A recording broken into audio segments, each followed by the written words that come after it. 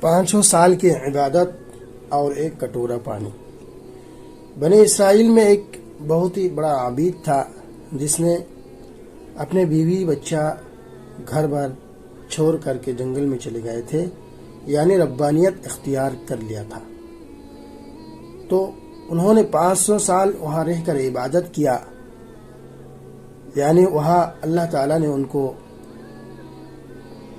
انار کی درخت، کھانے پینے کے لیے اور سامان جو مہیا کیا، اور میٹھے پانی کا نہر جاری کیا۔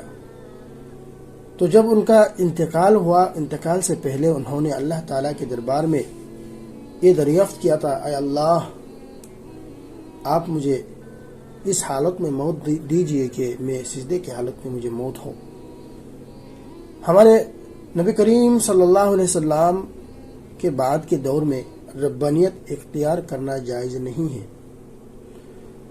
تو اللہ تعالیٰ نے ان شخص کو جب موت ہوا تو اللہ تعالیٰ نے ان کو کہا، میں نے اپنے قدرت اور رحم سے آپ کو معاف کر دیا۔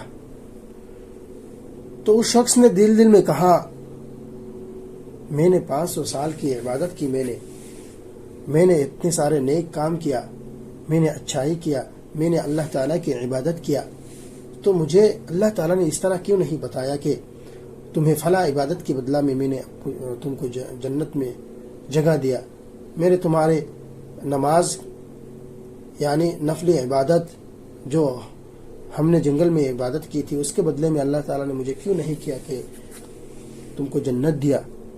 تو اللہ جل شانہ جو عالم الغیب ہے، جن کو دل کا خبر، تمام مخلوق کا دل کا خبر ان کو معلوم ہے، اللہ تعالیٰ نے فوراً ان کو بلایا اور فرشتوں کو کہا کہ تم لوگ ان کو لے جاؤ جہنم کی طرف، اور جہنم سے 500 مائل پہلے ہی اس کو کھڑا کر رکھو۔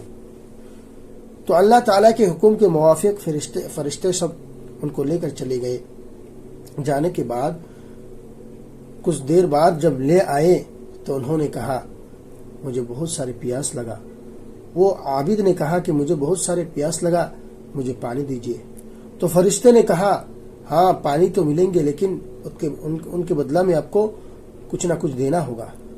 تو فرشتوں سے عرض کیا، کیا دینا ہوگا؟ تو فرشتے نے فرمایا، تمہاری جو عبادت ہے 500 سال کی، ان کے بدلے میں تم کو ایک کٹورا پانی ملے گا۔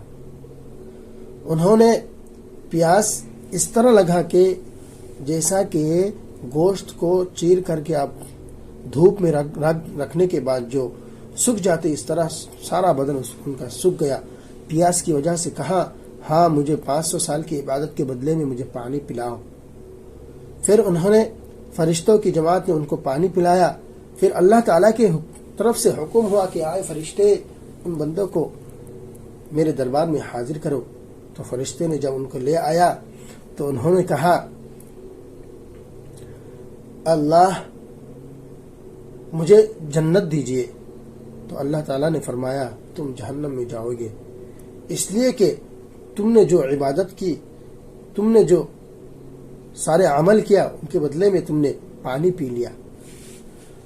تو محترم دوستو بزرگوں، اس واقعہ سے یہ بات معلوم ہوتا ہے کہ ہم جو بھی عبادت کرتے ہیں، پھر اللہ تعالیٰ نے ان بندہ کو پھر فرمایا، میں نے تم کو جو تم نے 500 سال عبادت کیا، اس کے بدلے میں نے تم کو پانی پلائی، اس کے بدلے میں نے تم کو انار کی دانے کھلائی، میں نے ان کے بدلے میں تم کو ہوا دی، ان کے بدلے میں تم کو میں نے بہت سارے نعمتوں سے نوازا۔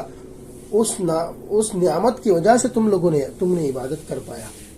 یعنی اللہ تعالیٰ نے دراصل اس بات کو ذکر کیا کہ میں نے تم کو طاقت دیا، پھر تم نے عبادت کیا، میں نے تم کو کیا کیا، تندرستی دیا، تم نے عبادت کیا، میں نے تم کو کھانے کے بارے مہیا کیا، پھر تم نے عبادت کیا۔